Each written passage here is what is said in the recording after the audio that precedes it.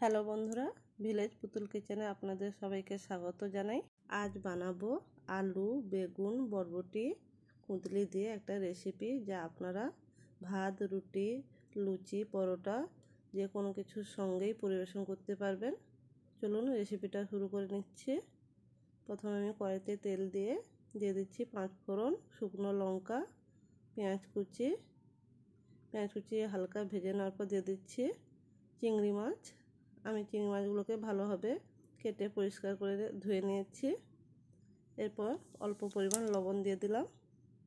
এরপর কেটে রাখা সবজিগুলো দিয়ে দিচ্ছি, আলু, কুঁদলি, বরবটি, বেগুন, সব কিছু সবজি দিয়ে ভালোভাবে সবজিগুলোকে কষিয়ে নেব। লবণ দিয়ে দিচ্ছি,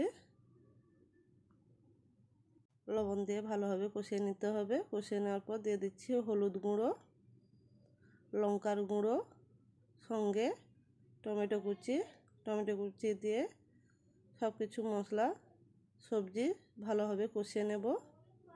কষিয়ে নেওয়ার পর দিয়ে দিচ্ছি বাদাম বাটা দিয়ে মশলার সঙ্গে সবজির সঙ্গে মিশিয়ে নেওয়ার পর পরিমাণ মতন জল দিয়ে দেব।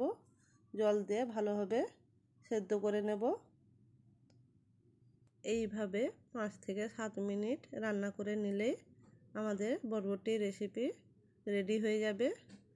ভিডিও কেমন লাগলো বন্ধুরা অবশ্যই কমেন্ট করে জানাবেন। ভিডিও ভালো লাগলে ভিডিওতে একটা লাইক করে দিবেন। সবাই ভালো থাকবেন, সুস্থ থাকবেন।